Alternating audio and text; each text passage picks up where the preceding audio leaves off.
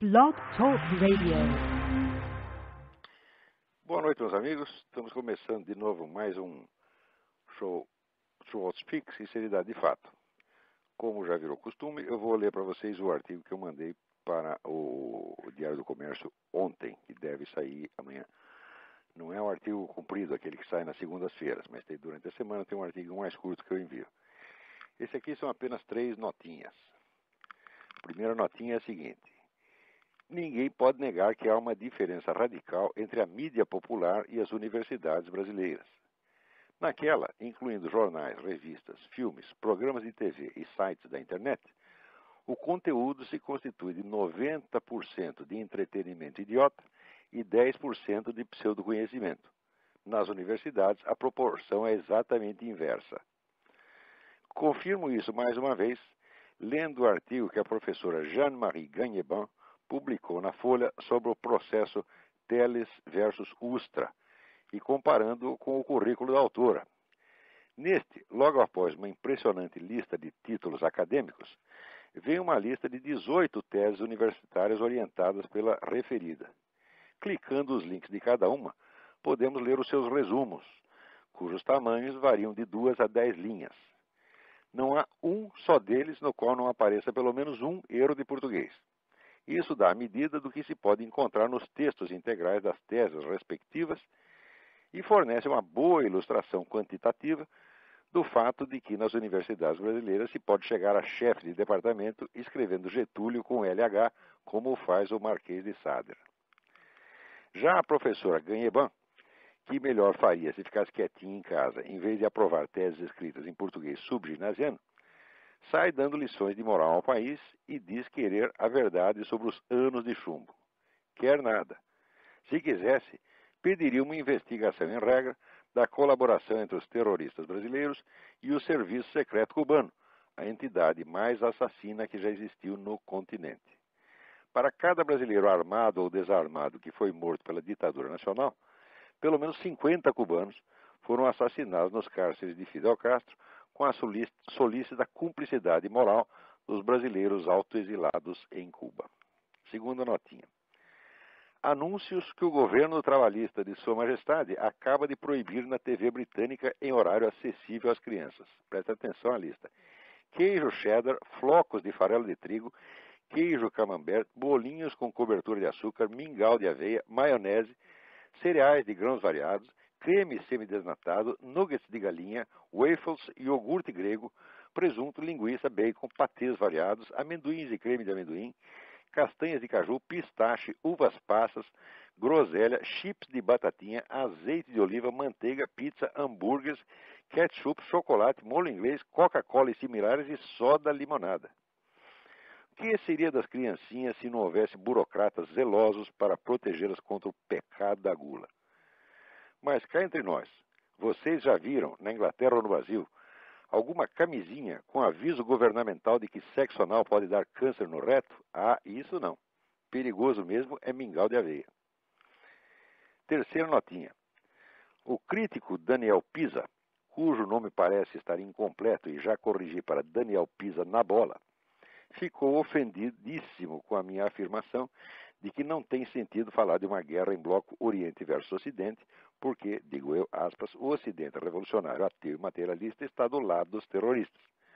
Fecha aspas.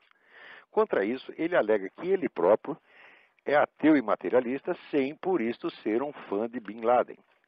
Vários leitores do seu blog repetem o argumento, cada um deles gabando-se de ser o fulminante exemplum in contrarium que dará cabo da minha teoria. Desde logo, é claro, não escrevo para analfabetos funcionais, que, onde está escrito o Ocidente revolucionário, ateu e materialista, leem cada ateu tomado individualmente. No entender desses imbecis, não pode ter havido nenhuma guerra entre os Estados Unidos e a Alemanha, já que havia alguns americanos a favor da Alemanha e alguns alemães a favor dos Estados Unidos. Mas a burrice obstinada desses sujeitos não se contenta de ler errado. Lê a menos. Onde você escreve ateu, materialista e revolucionário, eles leem só os 2 primeiros adjetivos, ignorando ou fingindo ignorar que o terceiro está lá para deixar subentendido que os ateus materialistas não revolucionários não se incluem necessariamente no enunciado geral. Isto é, que os seus exemplos individuais, triunfantemente brandidos contra o meu argumento, já estavam impugnados nele de antemão, com a condição de que fosse lido por pessoas alfabetizadas. É isso aí, gente. Está cada vez mais difícil e dolorosa a tarefa de escrever para brasileiros. Quer dizer, além de você escrever, você tem que, a cada linha, você tem que explicar para eles, né, o sentido das palavras, e você mesmo tem que analisar a sua frase, porque os coitadinhos não entendem. É uma coisa medonha. Não sei onde é que vai terminar isso aí. As pessoas vão terminar conversando na base do au, miau, ou uma coisa assim, né? Mas, vamos lá. Uns anos atrás, quando eu escrevi que a onda mundial de denúncias contra os padres pedófilos era só uma camuflagem, aliás, era uma dupla camuflagem. Por um lado, era para camuflar a infiltração do movimento gay dentro da igreja, que é descrito pelo repórter Michael Rose no livro Goodbye, Good Men, Adeus, Homens Bons, onde ele mostra que, durante 30 anos, o movimento gay foi tomando todos os postos de psicólogos nos seminários, de maneira que, daqui a pouco, a seleção de candidatos ao sacerdócio tinha mudado completamente. Só gay entrava. É claro que 30 anos depois isso aí tem que dar algum efeito. Quer dizer, o negócio virou uma putaria mesmo, né? E, em segundo lugar, eu diria que a comunidade que tem mais pedófilos no mundo eram os assistentes sociais da ONU. E que isso ninguém noticiava, não saía uma linha. Isso eu escrevi uns 4 anos atrás. Na época que eu escrevi, eu recebi dezenas de cartas indignadas dizendo que eu estava inventando tudo, como sempre acontece. Muito bem. Agora, a própria Folha de São Paulo finalmente admitiu a verdade e publicou a notícia: novas acusações de abuso sexual infantil atingem a ONU. Isso saiu no jornal britânico Daily Telegraph, e está dizendo que esse já não é o primeiro nem o segundo caso, é o enésimo caso de abuso de criança, com o agravante de que são crianças refugiadas. Quer dizer, chega os menininhos pedindo socorro para essa gente, e o que eles recebem de volta vocês sabem o que é, pô. Entendeu? É o que os assistentes sociais têm no meio das pernas. Isso eles dão para os menininhos de 10, de 12, de 14 anos. Quer dizer, esta é uma comunidade verdadeiramente criminosa. A ONU, eu sempre achei que ela devia ter fechado. Ela não tem a menor razão de existir. Um momento que está havendo aqui uma chamada. Deixa eu ver se eu atendo aqui. Alô, quem está na linha? Alô? Alô? Não consigo ouvir. Não consigo ouvir, não é o que a pessoa está falando. Depois, tentarei de novo depois. Muito bem, então, como sempre acontece, eu já recomendo às pessoas, olha, antes de vocês contestarem o que eu estou dizendo, você trate de estudar um pouquinho, porque é o seguinte, eu não sou desses camaradas que opina na primeira, assim, no calor da emoção, acho isto, acho aquilo. Eu não sou um opinador, não sou mais um palpiteiro, eu sou um homem de estudo, eu não estou aqui para brincadeira, meu Deus do céu. Se eu digo que a coisa é assim, é claro que eu posso me enganar com todo mundo. Posso me enganar não só na investigação dos fatos, mas posso me enganar na redação, trocar uma palavra por outra, trocar um número por outro, tudo isso aí pode acontecer, sobretudo na velocidade do trabalho jornalístico. Mas, de modo geral, tá certo? Eu quando falo as coisas estou muito bem documentado, quer dizer, agora às vezes as pessoas dizem, não, você não deu a fonte. Fala, se eu for dar a fonte em cada artigo, metade do artigo é só a citação de fontes. No jornalismo isso não é exigível de maneira alguma, o jornalismo não é um trabalho acadêmico. E depois, o jornalismo, em princípio, ele tem fé pública. Se o jornalista falou tal ou qual coisa, é porque ele tem a fonte e, em caso de necessidade, ele revelará. Mas esse pessoal tem muita pressa de sair contestando, né? Eu digo as coisas e eles, não é assim, não é assado, porque, olha, falar é fácil, entendeu? E como dizia Dirty Harry, opinião é que nem bunda, todo mundo tem, entendeu? É muito fácil ter uma opinião, tá certo? E dá-la, né? Agora, o difícil é você investigar a realidade e dizer alguma coisa que faça sentido, não por opinião, mas porque é uma realidade. Então, quando eu escrevi esse negócio da pedofilia dos funcionários da ONU, houve uma gritaria geral de que eu estava inventando, exatamente como no caso do Foro de São Paulo e em outros casos. Quer dizer, eu já estou com o saco cheio dessa leviandade brasileira. ele dizia, acho isso, acho aquilo, tá certo? E já saí contestando a coisa só porque não gostou de ouvir aquilo. Isso é uma nojeira. Isso é um sinal, vamos dizer, de inferioridade mental, tá certo? Absolutamente escandaloso. E isso se disseminou no Brasil de tal maneira que hoje não dá para ter uma discussão decente com mais ninguém, tá certo? E no começo eu tentei, evidentemente, manter uma discussão à altura, mas não tem com quem discutir, né? Esse pessoal que está escrevendo na mídia hoje é quase tudo palpiteiro idiota, tá certo? Picareta, semi-analfabeta, né? É uma coisa horrorosa. Então eu cansei disso e decidi tomar umas lições com o Alborguete, aquele repórter policial, tá certo? Que faz aquele programa lá no Paraná, que virou um sucesso, e que 80% do programa é constituído de palavrões. Eu acho essa a única linguagem com que dá para falar com essa gente, para que eles não tenham a ilusão de que nós os respeitamos, porque eu não respeito essa gente em nada. Quer dizer, respeitá-los seria desrespeitar a verdade, desrespeitar a cultura, desrespeitar a moral, tá certo? E desrespeitar a própria língua portuguesa. Então tem um rapaz aqui que escreveu um e-mail muito amável, muito simpático. Ele não gosta muito do meu programa, mas ele me recomenda duas coisas. A primeira é que eu deixe de fumar.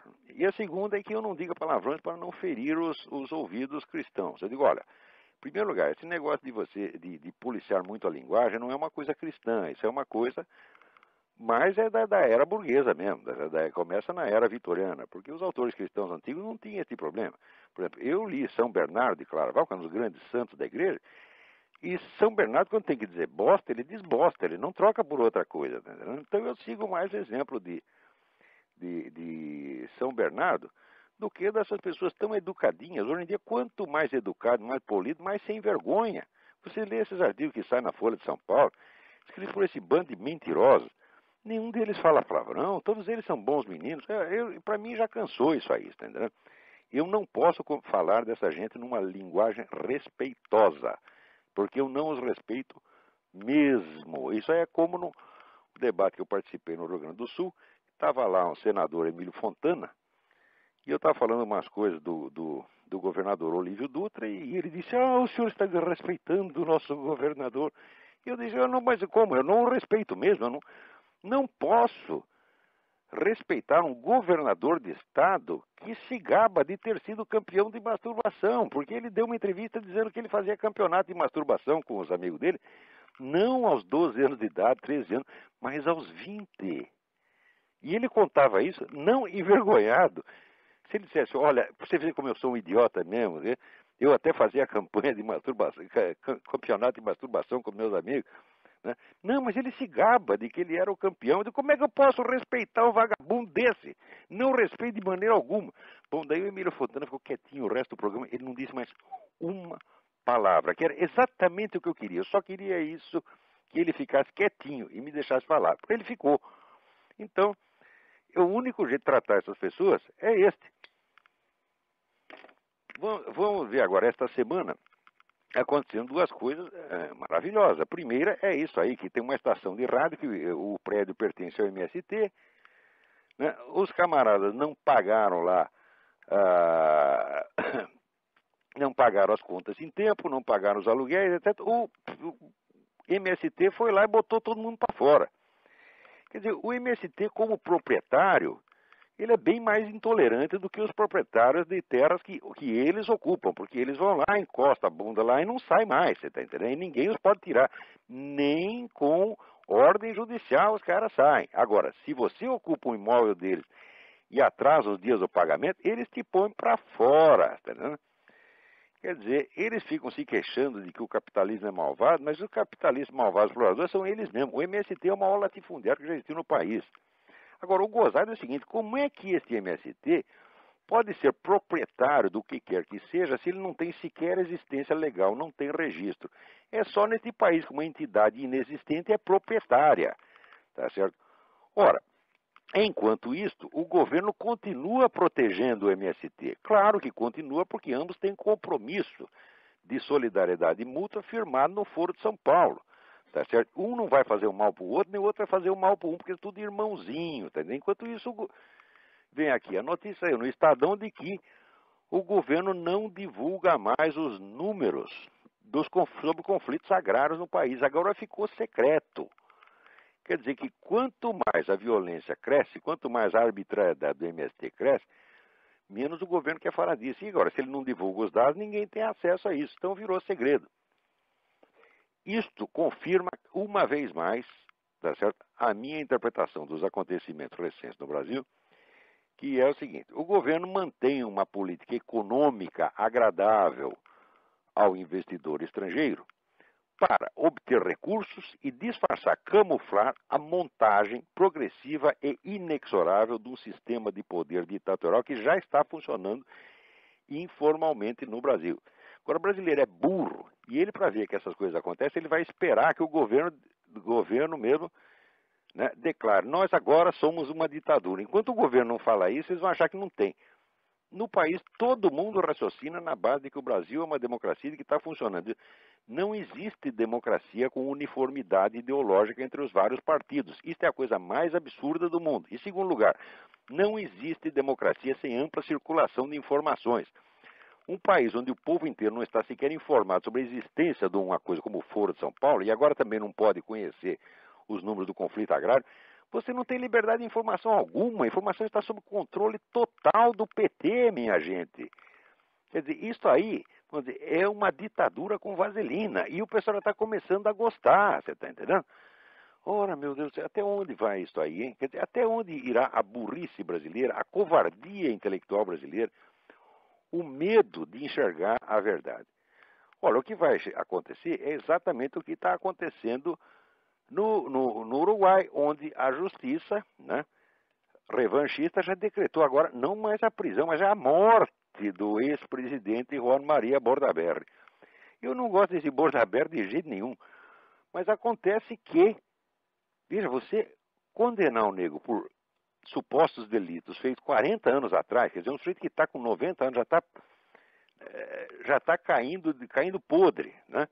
Você vai tirar um nego do hospital, ele nem tem mais condição de entender o processo, tá certo? Já está com Alzheimer avançadíssimo. E para matar esse sujeito, eu digo, ora, isto mostra aquele negócio que Stalin chamava o longo braço da revolução.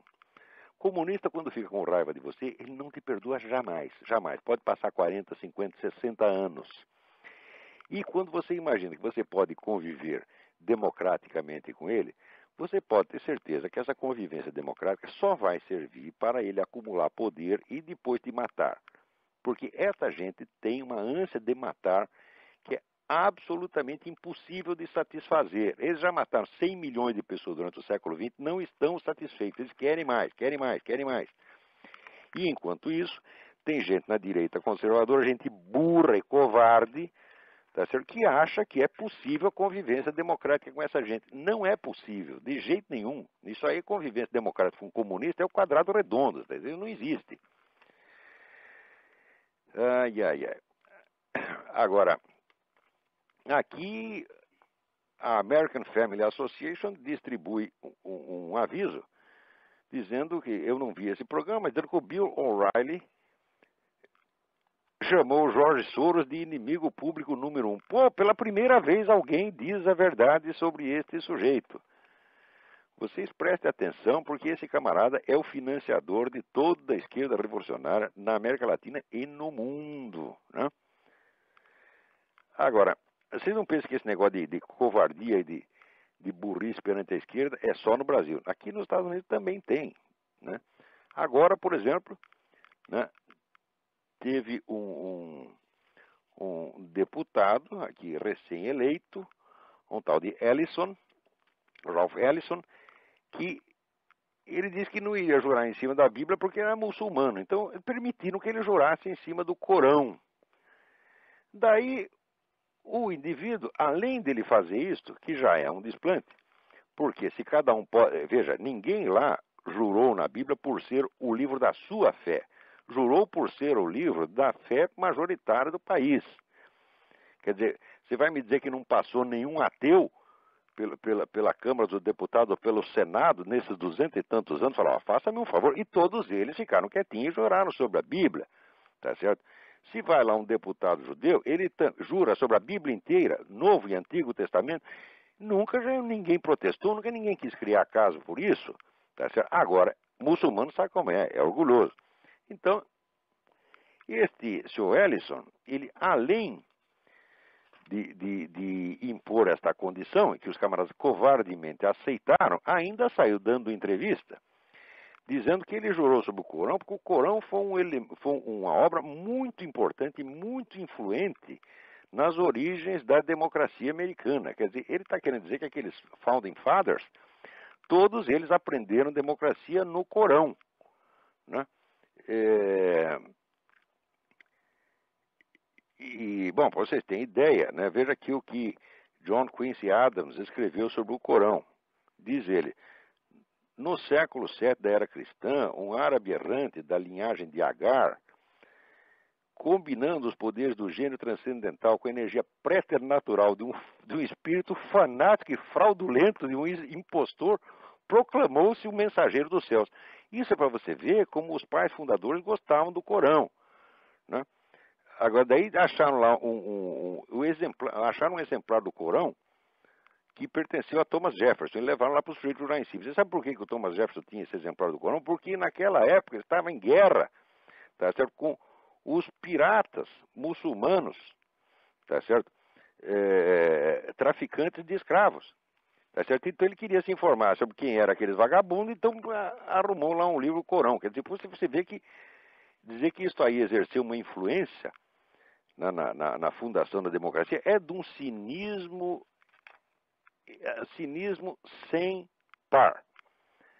Agora, houve até um debate tem uma página de debate lá no Detroit Free Press, né? E teve um sujeitinho lá que disse que nem o Islã nem o cristianismo fizeram nada para terminar com a escravatura, porque a escravatura é natural, né, na sociedade do seu tempo. Daí eu botei lá uma observaçãozinha que vocês podem ver na http://forums.freep.com. Vocês acham lá esse debate sobre o Ellison? E eu respondi ao sujeito o seguinte: você está completamente enganado sobre a história da igreja quando você diz que nem o Islã nem a igreja fizeram nada para acabar com a escravidão. O Islã de fato não fez nada, mas a igreja foi essencial para liquidar a escravidão duas vezes na história, no mundo romano e nos tempos modernos. Você sabe que a escravidão romana era bem pior do que a escravidão depois europeia, porque o escravo não podia casar, né? A procriação era coletiva, você juntava homem e mulher pelado, né, num salão, todo mundo comia todo mundo e daí ninguém sabia, nascia as crianças e ninguém sabia que era o pai. Já se fazia assim para que não formasse família, porque se formasse família ia querer propriedade. E foi a igreja que acabou com isso. Então daí continuo eu. A escravidão está no centro, no núcleo da civilização islâmica, como o abolicionismo está no núcleo da cristandade. De fato, a escravidão tinha estado ausente nos países europeus por 11 séculos, quando os navegantes europeus finalmente chegaram na África. E, sob influência muçulmana, se tornaram eles próprios traficantes de escravos. Pelos 3 séculos seguintes, a maior parte dos escravos que vieram para os países ocidentais não foram escravizados, não foram aprisionados por europeus ou americanos, foram simplesmente comprados de muçulmanos. Ou seja, a civilização islâmica foi o escravizador número 1 e o traficante de escravos número 1 de todos os tempos. E isto é precisamente a razão pela qual eles ficam condenando, falando mal da escravidão ocidental.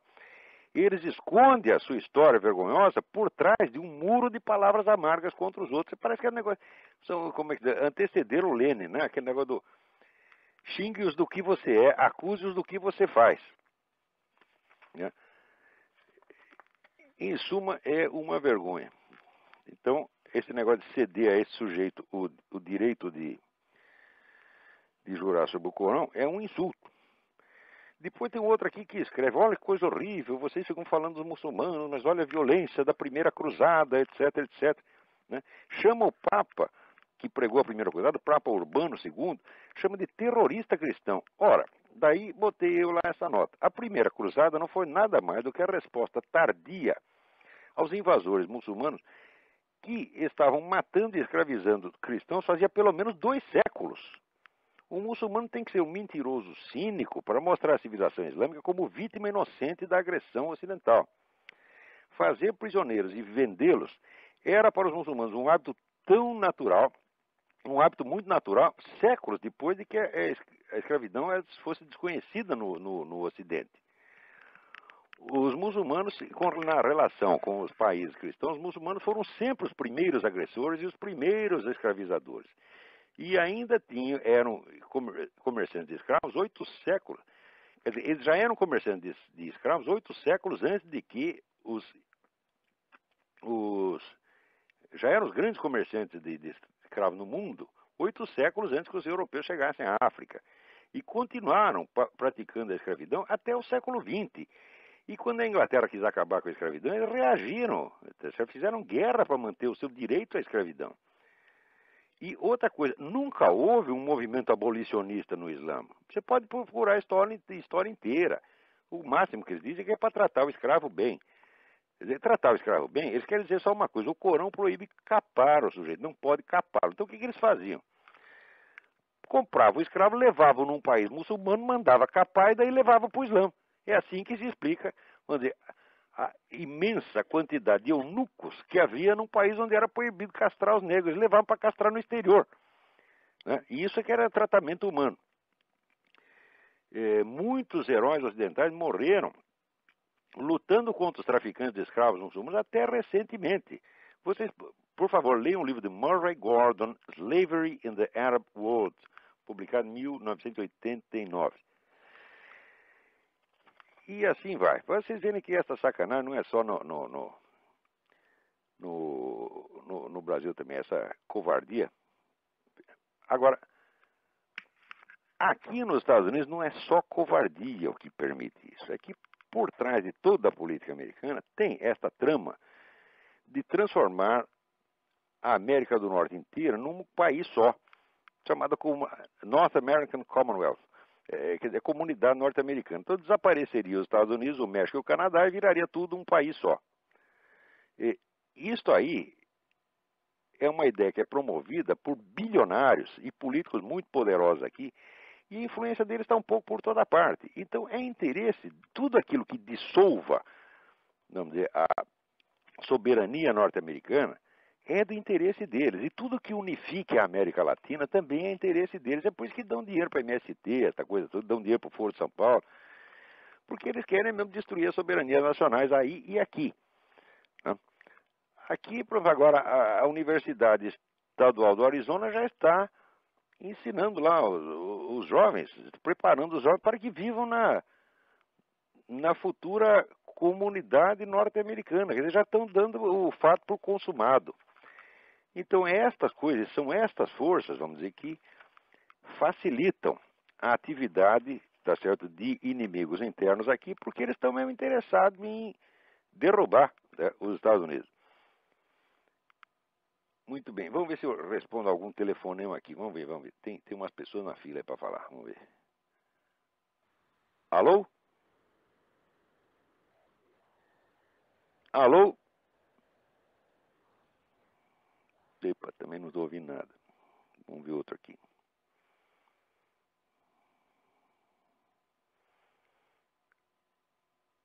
Alô? Boa tarde, Olavo. Boa tarde. Quem está falando? Aqui é o Paulo. Aqui é o Paulo? Paulo. Sim, eu estou falando, da Flórida. Ah, você mora na Flórida. Tudo bem? Sim, tudo bem.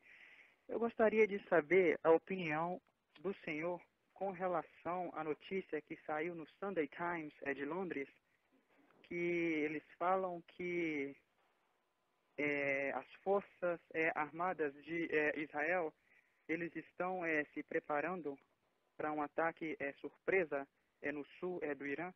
Eu queria saber qual que seria a repercussão geopolítica desse fato no Oriente Médio tão conturbado por guerras hoje em dia. Olha, é o seguinte, que essa notícia eu não sei, eu li, não tenho confirmação dela, tá certo? Mas eu acho que se Israel não se preparar para isso, então é louco, porque o outro já avisou que vai atacar mesmo. Quer dizer, note bem que Israel diz que vai se atacar o Irã é para liquidar uma instalação nuclear lá. Mas o Ahmadinejad diz que vai atacar Israel não é para liquidar uma instalação nuclear, é para liquidar o país inteiro. Quer dizer, já prometeu fazer um genocídio.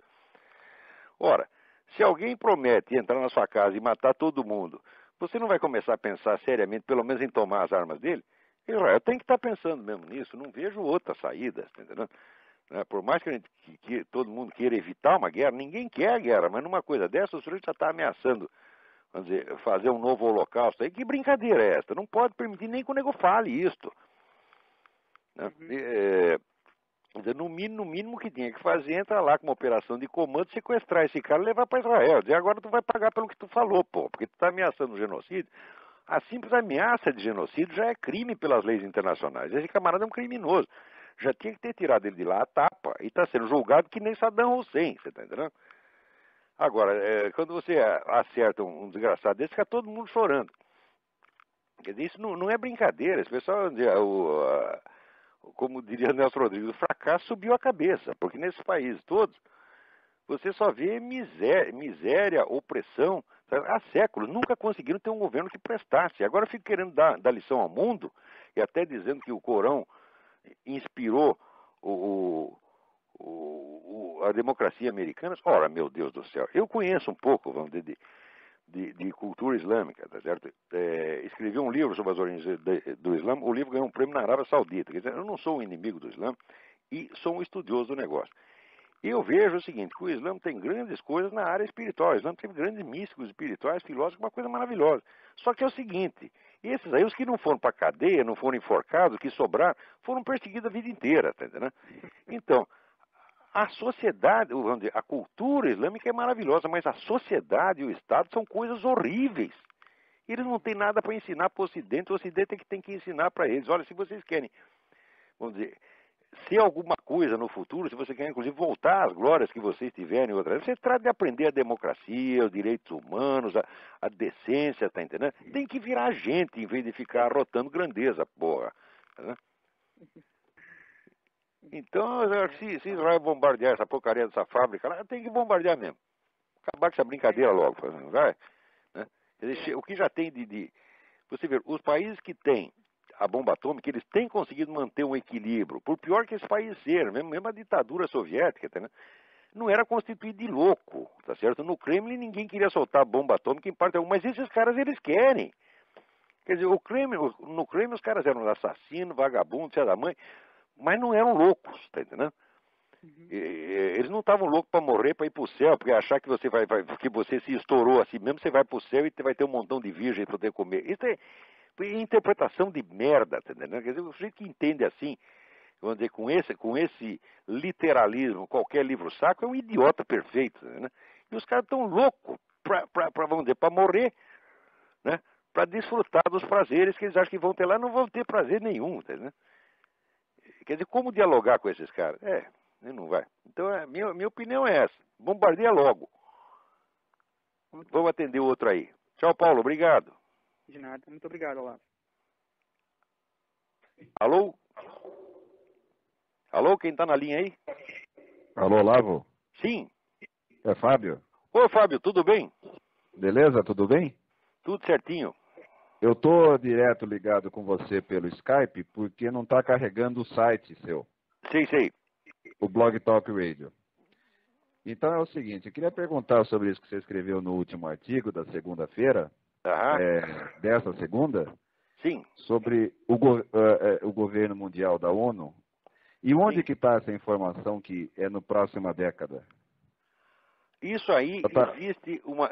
Olha, eu não vou poder citar aqui de memória, mas se você procurar nos meus artigos, no meu site, eu cito lá uma coisa que foi resolução da Assembleia Geral. Converter a ONU e dar à ONU poderes de governo mundial num prazo que eles dão lá, mas seria mais ou menos isso aí, no máximo isso aí. Na verdade, eu acho que o prazo que eles botaram é menor. Se você botar lá ONU e você tiver paciência de botar entrar na minha parte, procurar no aparelho de busca ONU, tá certo? Com a Assembleia Geral, tá? você vai ver que isso não é, vamos dizer, não é uma coisa de uma parte da ONU, foi uma resolução da Assembleia Geral, isso é uma coisa oficial. Agora, no Brasil, o brasileiro está tão burro, acha que tudo aquilo que não seja igualzinho ao cotidiano dele, ele acha que não existe. Quer dizer, é o nego que vive no fundo do poço, tá entendendo? E acha que não existe nada fora do poço. Quer dizer, é por isso que eu já estou impaciente, é por isso que eu já adotei o estilo Alborguete, tá entendendo? A pessoa começa a duvidar das coisas, tá? Já tem que mandar a merda logo de cara, pô. Né? Já cansei de discutir, sabe, lavar a cabeça de burro. Eu tô ficando velho. Um dos privilégios da velhice é você não precisar mais respeitar ninguém. Né? Ninguém vai precisar dizer pra você, respeite meus cabelos brancos, né? Eu tenho mais cabelo branco que você, sou mais... Né? Então eles que vão todos à merda. É claro que não estou me referindo a você, que é um amigo, né? Alô, Fábio? Epa, saiu da linha, Fábio? Alô, Fábio? Alô? Ouvindo? Alô, Fábio, tá ouvindo?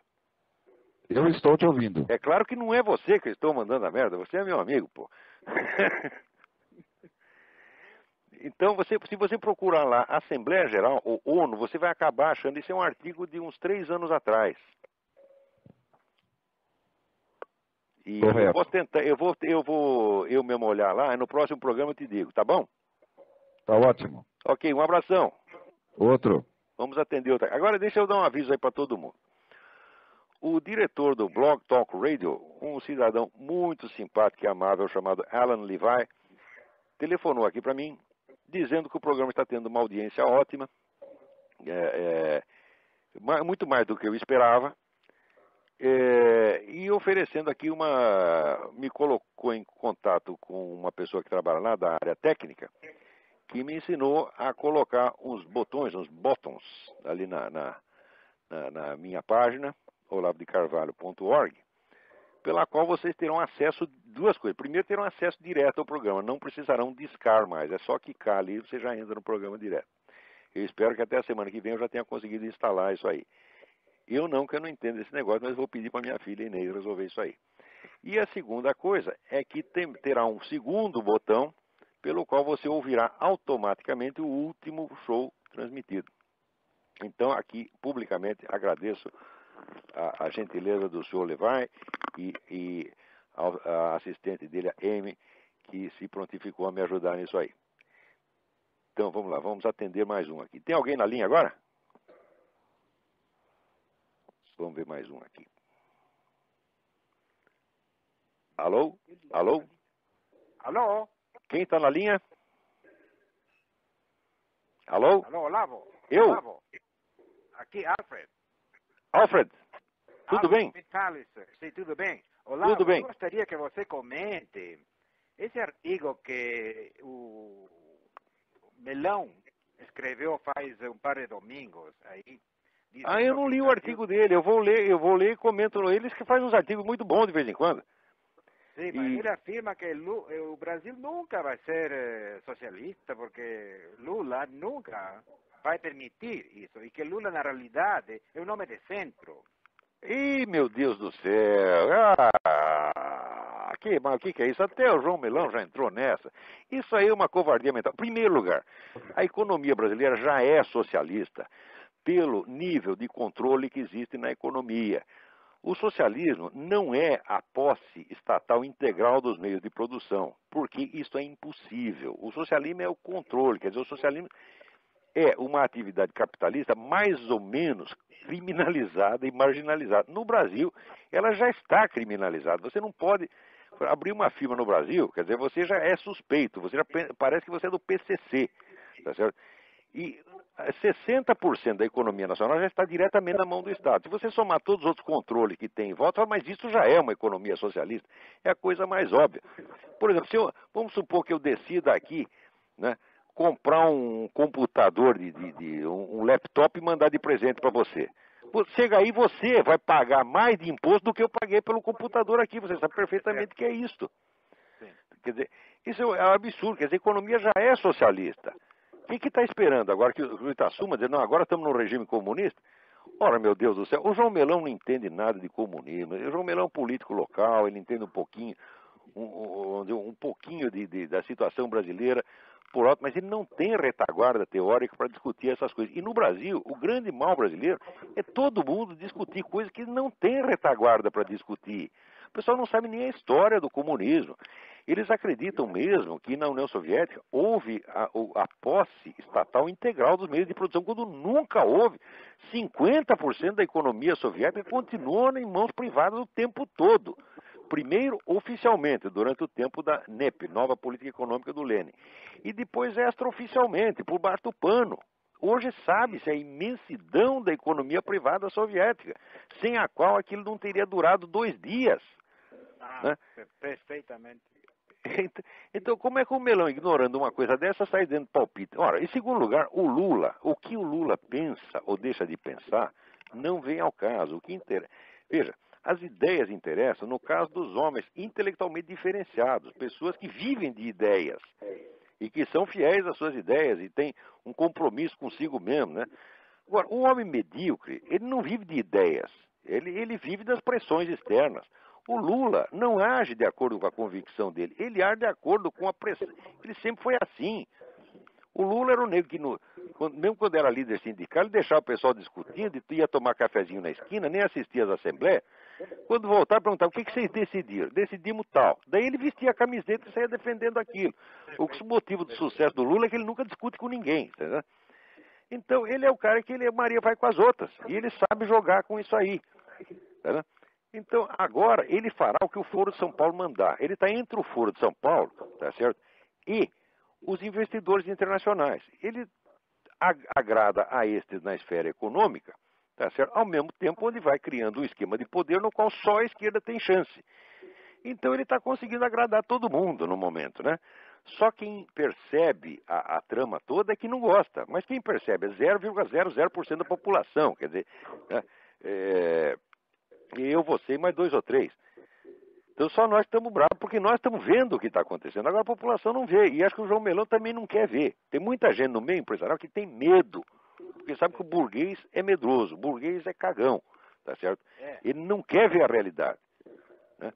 Então agora o Melão aderiu também à covardia intelectual. Era só o que faltava. Obrigado por me dar esse aviso, viu? Pois não. Um abração. Já atendeu outro aqui. Vamos ver mais um aqui.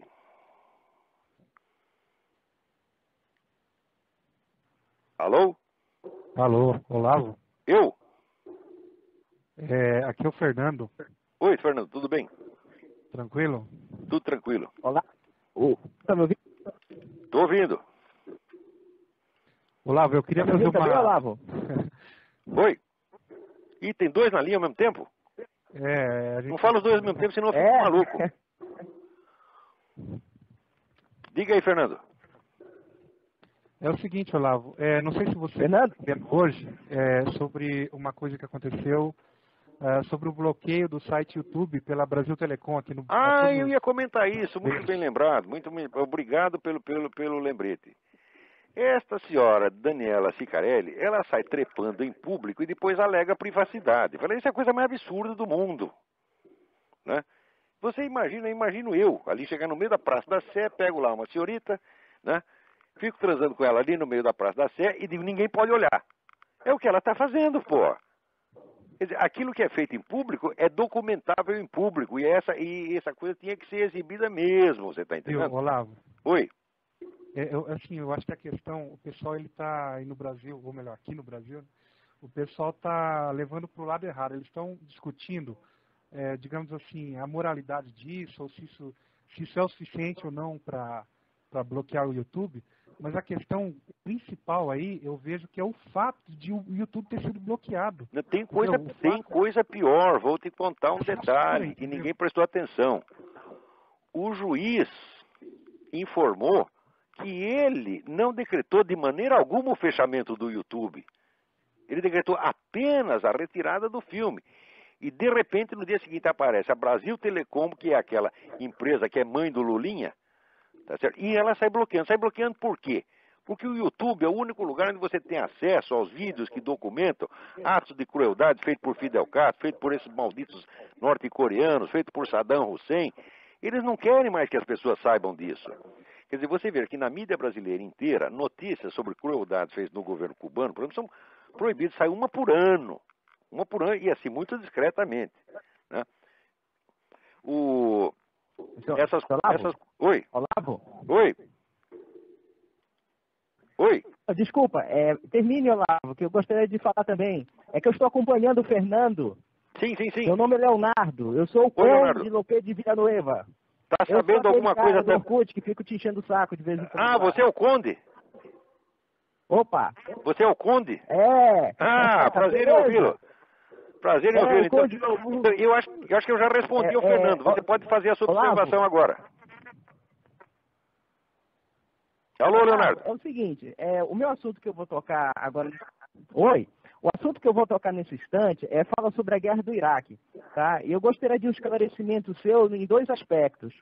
Aqui no Brasil, nós vemos uma difusão de notícias a respeito sobre a questão das armas químicas e biológicas no Iraque, e tem agora uma notícia publicada pelo Estado de São Paulo a respeito de que o parlamento iraquiano está tentando, digamos, criar uma lei em que as petrolíferas norte-americanas e inglesas, digamos, explorariam, digamos, o petróleo iraquiano com um percentual de lucro de 75%. Você tem, assim, alguma informação a respeito disso? Olha, não, dessa última notícia eu não tenho. O que eu tenho é o seguinte. Primeiro, todas as companhias petrolíferas foram contra a guerra. Segundo, a Halliburton não ganhou um tostão lá até agora, tá entendendo? Quer dizer, tudo isso é um bando de mentira. Eu recomendo para você um livro de um sujeito chamado Richard Miniter, M-I-N-I-T-E-R. É um jornalista aqui. O livro chama-se Disinformation. Não deixem de ler este livro.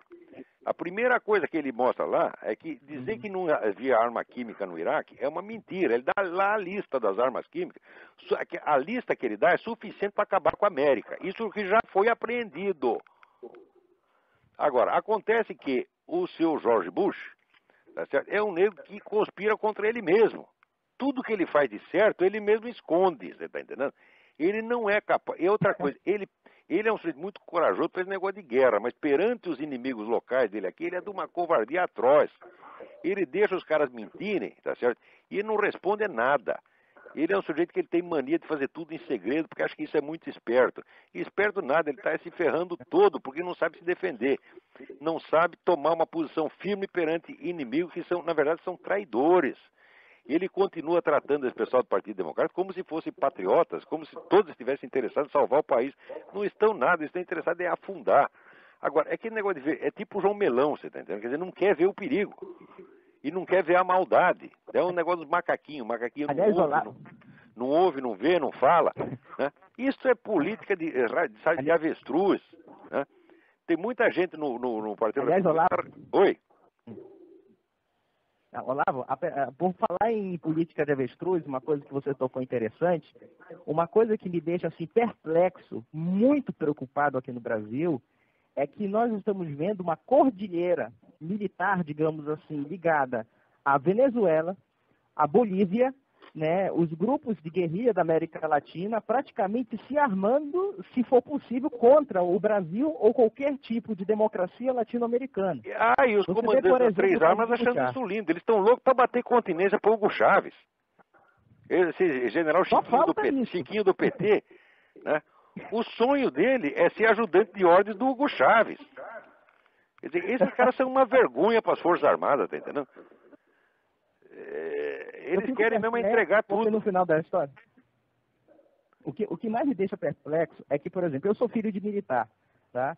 Eu converso assim, eu já tive uma leve conversa com o meio militar, e tem gente que ainda acredita que nós vamos ter guerra contra os Estados Unidos e não contra um país, digamos, governado por um próprio ditador que está se declarando a hegemonia da América Latina. Está declarando que a Venezuela é hegemônica, tanto no aspecto militar como político. Quer dizer, é uma cegueira total. Assim, e o Hugo Chávez chega aí, põe o pinto na mesa e o Lula diz amém, tá certo? Porque se você for fazer uma competição de força de personalidade, o Hugo Chávez é louco e tem muito mais força de personalidade do que o Lula. Quer dizer, num enfrentamento entre eles, o Hugo Chávez ganha fácil. Quer dizer, o Lula não tem cacife para... disputar com esse cara. E o Lula sempre foi obediente. O que o Foro de São Paulo decidir, ele obedece. Obedece porque senão os caras dão um tiro nele, pô. Eu já escrevi isso há muito tempo. O Lula não tem liberdade de governar, tá certo? Ele é office boy do Foro de São Paulo, tá certo?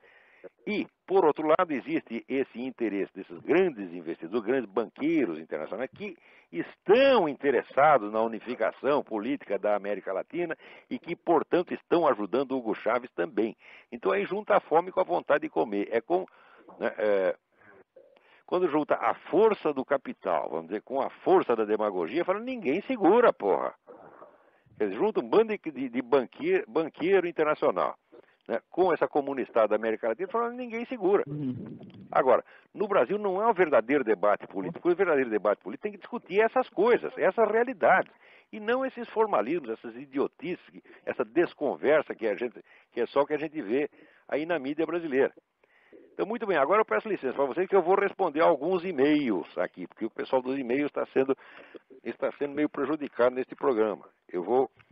Agora eu vou encerrar a parte Muito obrigado, Olavo. Obrigado eu, vocês estão ajudando demais. Tem um e-mail aqui que é um e-mail de filosofia. Fernando Antônio, Rio de Janeiro. Ao iniciar a leitura da Sabedoria das Leis Eternas, topei com a nota do texto que afirma que René Guénon designava por metafísica algo diverso da metafísica de Aristóteles. Esta seria, no entender de Guénon, uma ontologia geral, quer dizer, um estudo do ser. E pelo que entendi, Mário Ferreira dos Santos vai pelo mesmo caminho. Muito bem.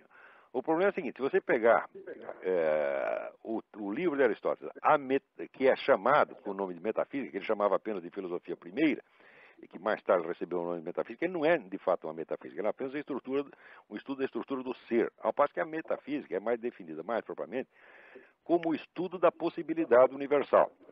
Isso não quer dizer que não haja uma metafísica de Aristóteles, porque Aristóteles tem observações maravilhosas sobre a questão da possibilidade universal, mas estão espalhadas. Até na poética tem observações muito interessantes, e para algumas delas eu chamei a atenção numa nota do meu livro Aristóteles em Nova Perspectiva. Mas que, curiosamente, embora Aristóteles seja conhecido como autor de um livro chamado A metafísica dele não está lá. Tá certo? Agora, no Mário Ferreira dos Santos, o Mário Ferreira dos Santos tem obras e mais obras do que seria metafísica no sentido estrito, tal como definido pelo Guénon, estudo da possibilidade universal. A isto ele dedicou a melhor parte das energias dele nessa série final de 10 livros que começa com a sabedoria dos princípios, a sabedoria do ser e do nada, a sabedoria da unidade. São 10 livros finais do Mário, onde ele chega ao suprassumo da genialidade filosófica. Eu, quanto mais leio isso, eu vejo que o Mário foi um dos maiores filósofos do século XX, se não o maior. Justamente por isso é desprezado no Brasil, porque o Brasil é como aquela Espanha miserável de que falava o poema de Antônio Machado, que envuelta em sus andrajos desprecia quanto ignora. Quer dizer, vestida de farrapos, ela despreza tudo o que ela ignora.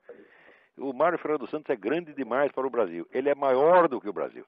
Ele não é apenas o maior dos brasileiros, é maior do que o próprio país. O país não o comporta. O país não tem envergadura para a grandeza, para comportar a grandeza deste grande pensador que foi o Mário Ferreira. Agora, circulou por aí uma opinião do Miguel Reale, dizendo que o Mário Ferreira era um divulgador filosófico, etc. Bom, acontece o seguinte, eu conheço o Miguel Reale, foi um grande amigo meu, adorava o professor Reale. Ele conheceu o Mário na juventude e leu os livros que o Mário escreveu sobre Nietzsche, né, e algumas polêmicas, e fez sobre Proudhon, etc. E ali até o ponto em que ele conheceu a obra do Mário, o Mário era isso mesmo, era um escritor filosófico de divulgação. Divulgação de altíssimo nível, claro, mas era divulgação.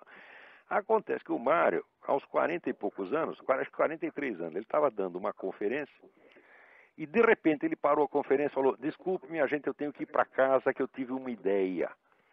E daí ele se trancou e escreveu mais de 40 livros no prazo de 16 anos. Isso é o suprassumo da genialidade filosófica. Esta parte o professor Reale não conheceu nada, não leu uma linha, ele nem sabe que isso existe, mesmo porque a maior parte desses ficou inédito. E apareceu da série final,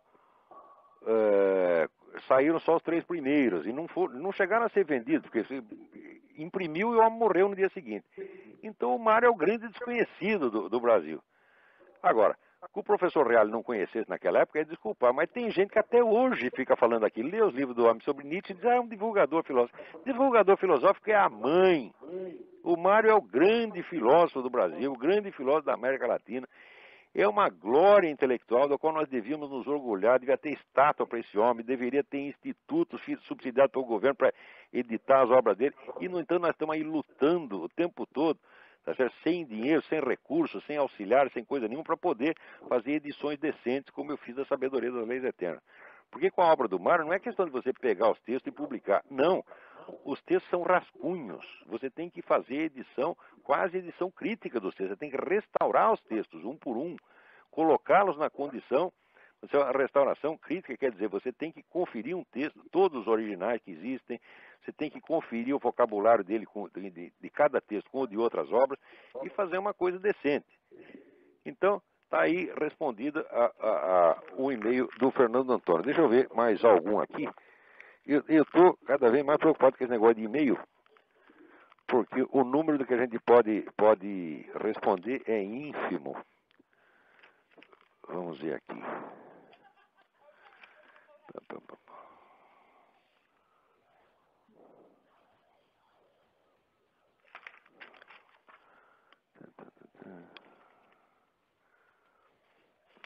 Puxa, tem tanta coisa aqui.